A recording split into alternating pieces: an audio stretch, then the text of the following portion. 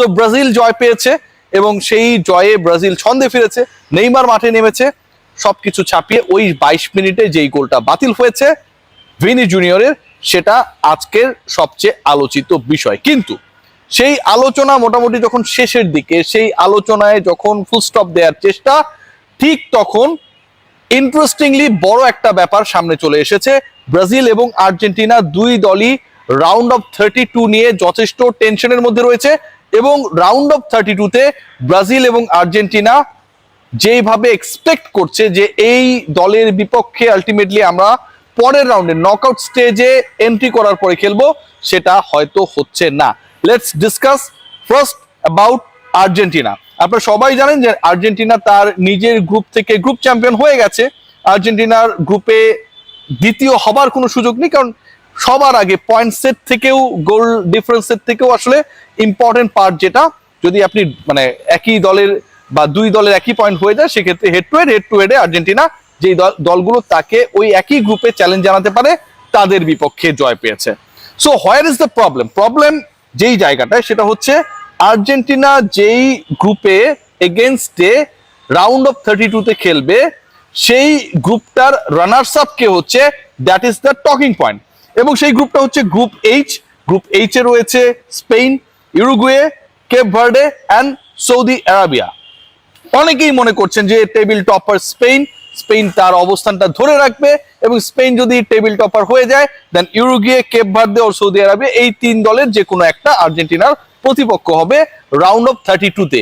But আসলে কি সেটা হতে যাচ্ছে? Let's discuss. আপনারা যদি খেয়াল করে দেখেন যে আজকে যে ইম্পর্টেন্ট জায়গাটায় দাঁড়িয়ে আর্জেন্টিনার ভাগ্য বা প্রতিপক্ষ নির্ভর করছে, সেখানটায় প্রথম প্রশ্ন যেটা, স্পেন অ্যান্ড ইউরুগুয়ে, যাদের এক দলের 2 ম্যাচে 4 point, Spain table topper, and Uruguay 2 ম্যাচে 2 পয়েন্ট, তারা অবস্থান 2-এ আছে।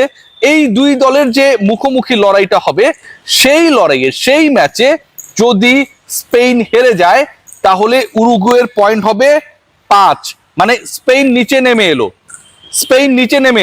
উরুগুয়ে স্পেনের ম্যাচে যদি স্পেন হেরে যায় উরুগুয়ের কাছে, দেন উরুগুয়ে স্পেনকে টপকে 5 পয়েন্ট নিয়ে উপরে চলে যাবে। তার মানে কি দাঁড়ালো, স্পেনকে টপকে উরুগুয়ে যদি 1 নাম্বার র্যাঙ্ক টিম হয়, সেক্ষেত্রে স্পেন হবে 2 নাম্বার, এবং স্পেন যদি 2 নাম্বার হয়, তাহলে আর্জেন্টিনার গ্রুপ এইচ এর 2 নাম্বার দলের সাথে রাউন্ড অফ 32 খেলার কথা, সেখানটায় আর্জেন্টিনার প্রতিপক্ষ হয়ে যাবে স্পেন। অ্যান্ড ওইটা যদি হয়, দেন ওয়ার্ল্ড কাপের 3 বারের চ্যাম্পিয়ন ভার্সেস 1 বারের চ্যাম্পিয়ন, দুইটা দল মুখোমুখি হবে রাউন্ড অফ 32-তে, এবং এই দুই দলের মধ্য থেকে একটা দলকে আলটিমেটলি পরের রাউন্ডেই বিদায় নিতে হবে। ঘটনা অন্যরকমও হতে পারে। খেয়াল করে দেখুন, স্পেনের কথা আমি যেভাবে বলছি, উরুগুয়ে স্পেনের বিপক্ষে যদি জিতে যায়, উরুগুয়ে টপ। আবার যদি কেপ ভার্দে সৌদি আরাবিয়ার বিপক্ষে জিতে যায়, সেক্ষেত্রে সৌদি আরাবিয়ার বিপক্ষে 3 পয়েন্ট নিয়ে কেপ ভার্দের পয়েন্টও হবে গ্রুপ এইচ থেকে উরুগুয়ের সমান 5।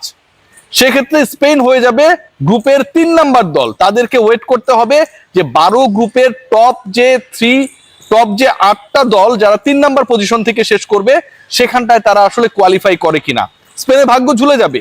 সেই ক্ষেত্রে কেপ ভার্দে যদি জিতে যায়, উরুগুয়ে যদি জিতে যায়, তাহলে কেপ ভার্দে এবং উরুগুয়ে এই দুই দল যেহেতু তাদের নিজেদের ম্যাচে ড্র করেছিল, এই দুই দলের গোল ডিফারেন্সের উপর ডিপেন্ড করবে আর্জেন্টিনা প্রতিপক্ষ কে হবে, উরুগুয়ে অর কেপ ভার্দে।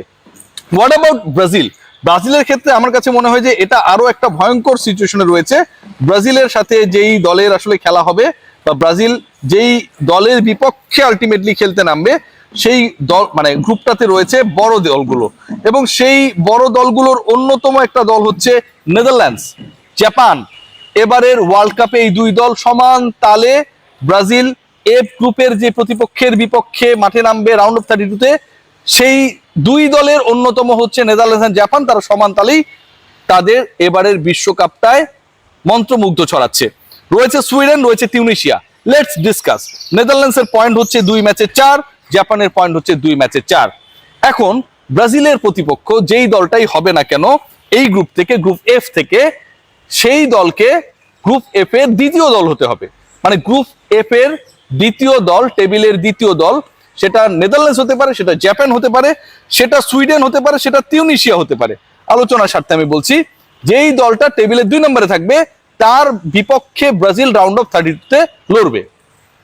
এখন গুরুত্বপূর্ণ যে ম্যাচ বাকি রয়েছে, আপনারা খেয়াল করে দেখবেন জাপানের সাথে সুইডেনের খেলা। জাপান এবং সুইডেনের যে ম্যাচটা রয়েছে, জাপানের যেহেতু 0.4, তারা গোল ডিফারেন্সের কারণে ওই টেবিলে নেদারল্যান্ডসের পেছনে রয়েছে, নেদারল্যান্ডসেরও 0.4। জাপান মুখোমুখি হবে সুইডেনের। জাপান যদি সুইডেনকে হারিয়ে দেয়, জাপানের পয়েন্ট হবে 7, জাপানের পয়েন্ট হবে 7, 4-এর সাথে 3 যোগ করলে 7। আবার নেদারল্যান্ডস এবং তিউনিসিয়া মুখোমুখি হবে।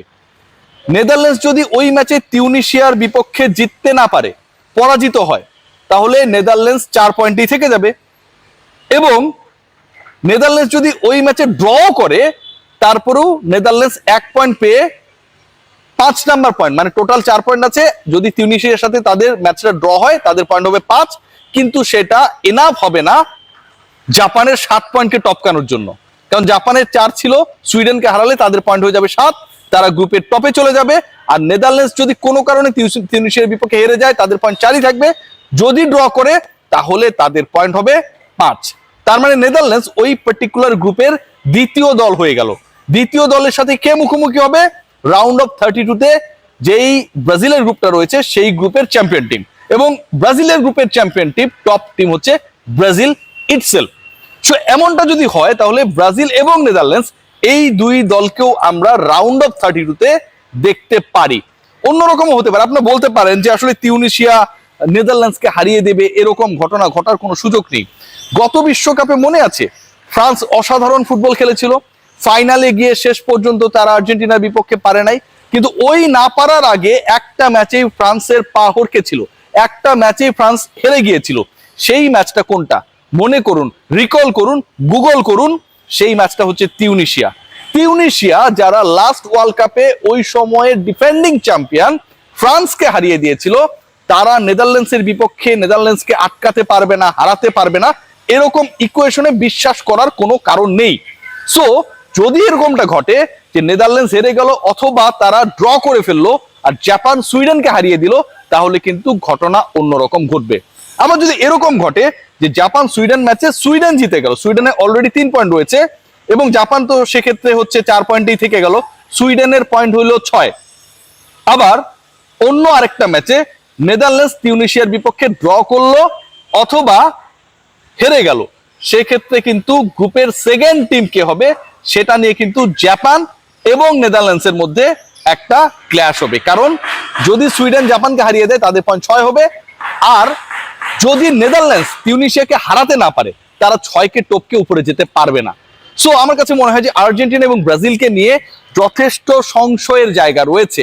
ফাইনালি যদি এমনটা হয় যে ফ্রান্সের এগেইনস্টে আর্জেন্টিনাকে খেলতে হচ্ছে, গ্রুপের সমীকরণটা সেখানটায় কে ফুল স্টপ দেয়, স্টপেজ দেয়, আবার ব্রাজিলের প্রতিপক্ষ হয়ে যাচ্ছে নেদারল্যান্ডস, রাউন্ড অফ 32 আমার কাছে মনে হয় অনেক অনেক বেশি এক্সাইটিং হবে, অনেক অনেক বেশি ক্রুশিয়াল হবে। ল্যাটিন আমেরিকার, বাংলাদেশে যেই দুই দলের হিউজ অ্যামাউন্ট অফ সাপোর্টার্স রয়েছে, তাদের পরের চ্যালেঞ্জটায় উত্তরানো। Let's see what happen Argentina এবং ব্রাজিলের জন্য। গুড লাক।